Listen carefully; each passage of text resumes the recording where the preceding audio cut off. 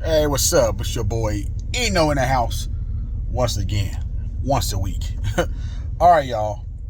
You know I'm a Christian. I follow God. Not only do I go to church, I try to live the best of my ability after Christ. It's tough, it's hard, it's difficult, but it's possible. Only one perfect person that walked this earth. So I'm not striving to be perfect. I'm just striving to do the best that I can do. And once again, we fall short. But at the same time, I make sure every day I say, Lord, forgive me. Even if I didn't do anything or I feel like I didn't do anything, the point of it is I'm humble enough to say, Lord, forgive me. Even if I thought something. But yeah, I want to say something real quick. For the first time in a long time, I went to a small church.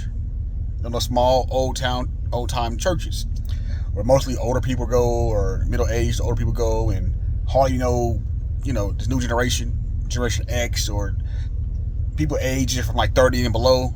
It wasn't too many of them there. It was mostly older women, older men. And man, it was different.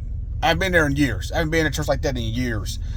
When's the last time I've seen a church where they have testimony service, where each individual stands up, they have something to say, and they thank God for something, or ask the congregation, hey, can you pray for me, or something like that, or just give a testimony?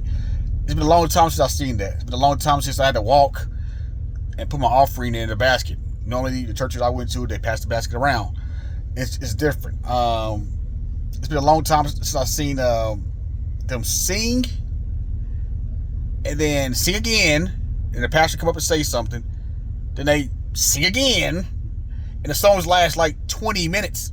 I feel like it was last like 20 minutes.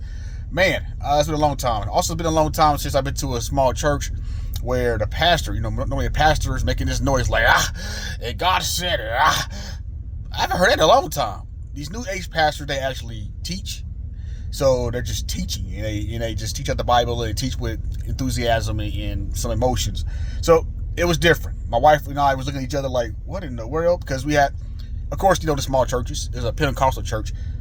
Ran around the church shouting, and my kids were looking like, what is going on here? I said, Daddy, I was so confused. I don't know what's going on. Wait for my daughter for basketball. She made the basketball team, 7th grade. Shocked me, shocked everybody. So I keep looking over there to make sure she's not coming out, because it is freezing out here. But yeah, so at the end of the day, man, it was different. But this church that I grew up in, and to look at my wife and my kid's face was priceless, man. Sometimes you got to go back there. Sometimes you got to go back to where you came from just to see, how it is. It's still exactly the same. Pastor still preaches exactly the same. And, some churches like that just don't change. You know what I'm saying? Like the new day churches. Now, there's some good and some positive for the new day churches in these old school churches. The old school churches, you can tell they're strict on how you dress, how you look, no earrings, no makeup type of thing. Women with all these hats on. These new day churches, you can come in anyway, anyhow, pants. I seen women with a tank top on and some pants at the new day churches, and they're supposed to be Christian churches. It's just different, you know what I'm saying? But it doesn't mean anything, just different. But just to go back to my roots, it kind of felt good. I kind of missed it. But I could tell in my wife's eyes, yeah, we ain't going back there again. All right, y'all, out.